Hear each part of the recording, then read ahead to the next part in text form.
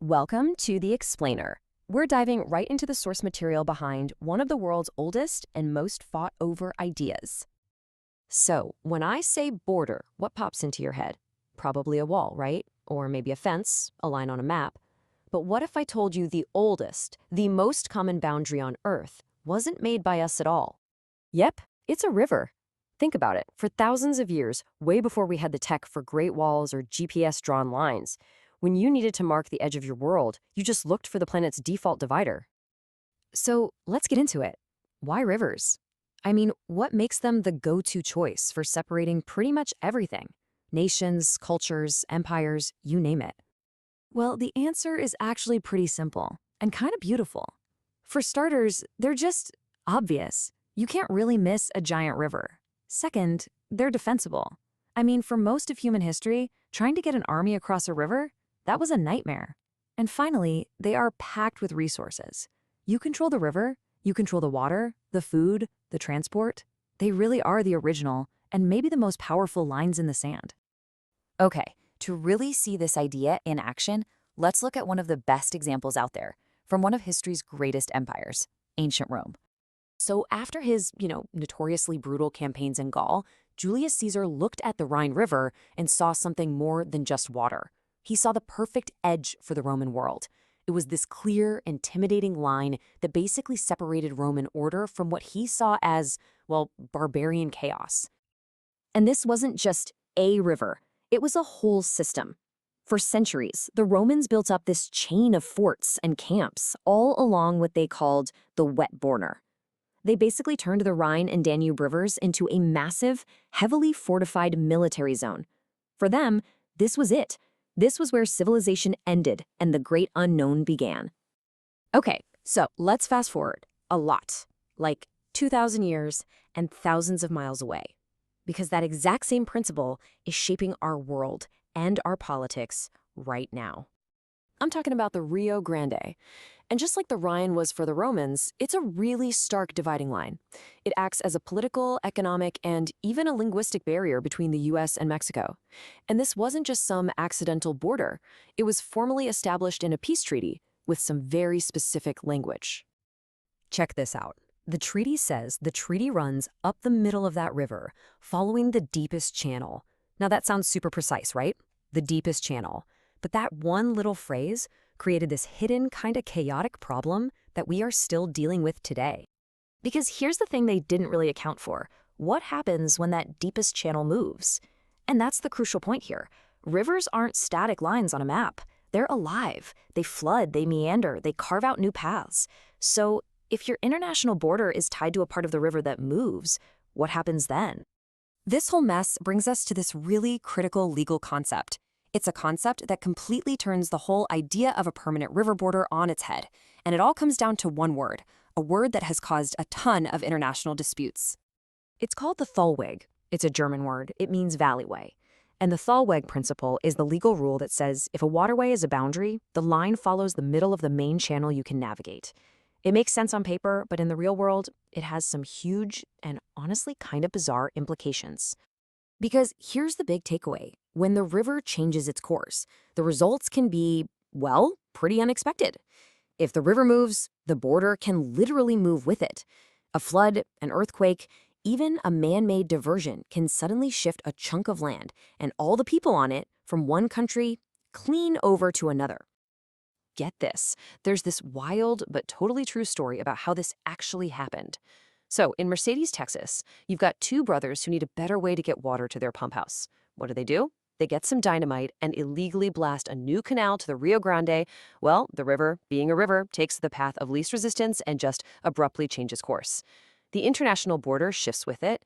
A whole town eventually springs up on this new piece of land, patrolled by Mexican police and everything. It's not until years later that a surveyor figures it out. The whole town is technically on U.S. soil. And just like that, its residents get a big surprise. They're now American citizens. And listen, this isn't just some quirky, one-off story from the past. The whole issue of a moving border of the Thalweg is causing serious friction between countries all over the world today. I mean, just look at this. You've got the famous Chamizal dispute between the U.S. and Mexico over land created by the river shifting. That took decades to sort out. Or the Danube, where Croatia and Serbia still argue over whether the border follows the river's old course or its new one. Then there's the Paraguay-Prina system, with conflicts over river tolls. And in the Middle East, you have huge tensions over dam construction and who gets the water downstream on the Euphrates and Tigris. It's clear that nations are constantly negotiating, not just with each other, but with nature itself. So when you step back, you see this incredible paradox. Rivers are the most natural lines in the sand you can imagine. They look so permanent on a map. But their very nature, the fact that they're always moving and changing, guarantees they'll always be a source of political negotiation and, yeah, human conflict. Okay, so we've spent a lot of time on how rivers divide us. But that raises a new question, right? What happens when a city grows across a river, straddling both sides? What happens when people decide a river isn't a border, but a centerpiece, and build a huge city right over it? Well, in our next segment, that's exactly what we're going to explore. The really unique case of these divided cities, like Budapest. We'll look at how one single river can first create two totally distinct worlds, and then, over time, unite them. So, we all know rivers are a huge part of our cities. But what happens when a river doesn't just run through a city, but splits it, like right down the middle? I mean, can two totally separate cities on opposite riverbanks ever really become one?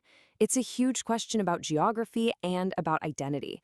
To get to the bottom of it, we're going to take a look at one of Europe's most amazing capitals, Budapest.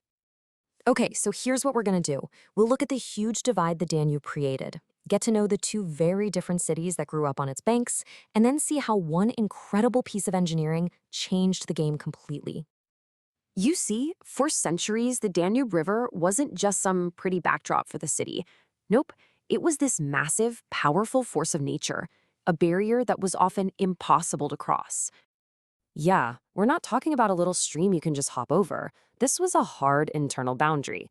And because of that, the communities on each side, well, they grew up in completely separate worlds. They had their own vibes, their own economies, their own everything. It was almost like two different countries just staring at each other from across the water. And this divide gave birth to two totally different cities on opposite sides of the river, Buda and Pest. And I mean, just look at the difference here. It's incredible. On one side, the West Bank, you've got Buda. It's all hilly, ancient, home to the royal palace, the castle. This was the center of old world power and authority. But then you look across the river to the East Bank, and you get Pest, totally flat, totally modern. It was the booming commercial hub of the 19th century. This was the city, all about New World commerce. They were complete opposites. And get this, for most of history, the only way to get between these two places was a rickety, temporary bridge built on floating pontoons. Like a bridge made of boats. And the craziest part? Every single winter, they had to take it apart because of the ice. So for months, the two sides were completely cut off from each other. Imagine what that does not just physically, but psychologically. So how do you fix that? How do you connect two worlds that are so different, separated by such a powerful river? Well, you can't just keep building temporary fixes. You need something big, something permanent. It was going to take a massive act of will and some truly groundbreaking engineering. Okay, so this timeline really lays it all out. Before 1849, you had those temporary bridges. But here's the thing, that separation wasn't just an annoyance, it was a huge economic gamble. If floods made the river impossible to cross, incomes in the labor market could plummet by a crazy 18%. Then, boom, 1849, the Széchenyi Chain Bridge opens. It's the first permanent crossing. And just like that, the risk is gone. People, goods, money, it all starts flowing freely all year round. And that connection is what leads directly to the official unification in 1873. And this really gets at a core idea, market integration. See, they weren't just building a bridge for people to walk on, they were building a bridge for the economy. They were connecting two separate markets. By getting rid of that huge risk of being cut off by floods, suddenly smaller villages could count on getting to the bigger city for work. It's a perfect case study of how a bridge isn't just about crossing water, it's about building a stronger, more connected economy. So yeah, this one bridge did way more than just connect two riverbanks. It was the spark that created a whole new city with a single unified identity. And the economic numbers, they were huge. Once that risk of being cut off vanished and the markets were connected, farm income in the area jumped by almost 20%. That economic boom, all thanks to the reliable connection of the new bridge, is what made the official unification possible. So in 1873, it was goodbye Buda and Pest as separate entities, and hello, Budapest.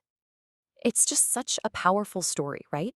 Budapest shows us that even when nature draws a line in the sand, or in this case, the water, human creativity and will can find a way to connect things. It proves that sometimes to build one community, you literally have to build the bridge first. So we've seen how a physical bridge can cross a very visible divide, the Danube River, but it also conquered an invisible one, the economic risk of being separated. And that gets you thinking, what other kinds of invisible barriers do rivers put up? Barriers that shape more than just our cities, but maybe our culture itself. Well, stick around because in our final segment, we're going to explore just that. We'll look at how these natural barriers can actually shape something you use every single day, your voice. All right, let's dive into our last deep dive for the day. Have you ever noticed this? You cross a river and suddenly the accent changes. You've got one way of speaking over here and a totally different one just on the other side, and the only thing separating them is a bit of water. Well, today, we're going to get into that surprising connection between geography and the actual words coming out of our mouths. I mean, really think about it. You can drive over a bridge that takes, 30 seconds, and all of a sudden, people just sound different. It might be a subtle shift, but it's definitely there. So why does that happen? Turns out it is not just in your head. You see, our languages are crisscrossed by these invisible borders. They're not lines you'll ever find on a map. They're linguistic boundaries, and they're not traced in ink, but in all the tiny variations in how we pronounce things, the words we choose, and even our grammar. And of course, linguists have a fantastic word for this, an isogloss. That's the technical term for that invisible line that marks where one specific language feature stops and another one starts. So on one side of this imaginary line, people might say soda, and on the other, they say pop. That line between them, that's an isogloss. Okay, so if these lines are totally invisible, what's drawing them on the map? Well, the answer, kind of ironically, is often something very, very visible, something that's been shaping how we interact for thousands of years. Let's get into a really great example. Researchers from the University of Augsburg were studying all these different dialects in Bavaria, Germany, and they kept seeing this pattern. And that pattern was a river, the river Lech. It really seemed like it was acting like some kind of powerful, unseen wall when it came to language. So they plotted the data to see what was going on. Now, what you're looking at here is just the baseline. Along the bottom, you have geographic distance, and up the side, you've got linguistic distance, basically how different the dialects are. And you can see a pretty clear trend, right? The farther apart two towns are, the more their dialects are going to differ. That makes total sense. But now, look at this. These gray dots are the real story here. Each one of those dots is a pair of towns that are separated by the river Lech. See what's happening? They're all floating above the main group. Their linguistic difference is way higher than you'd expect just based on how far apart they are. That river is adding an extra dose of difference. So here's the bottom line. For towns on the same side of the river, their accents are pretty much as different as you'd predict based on distance.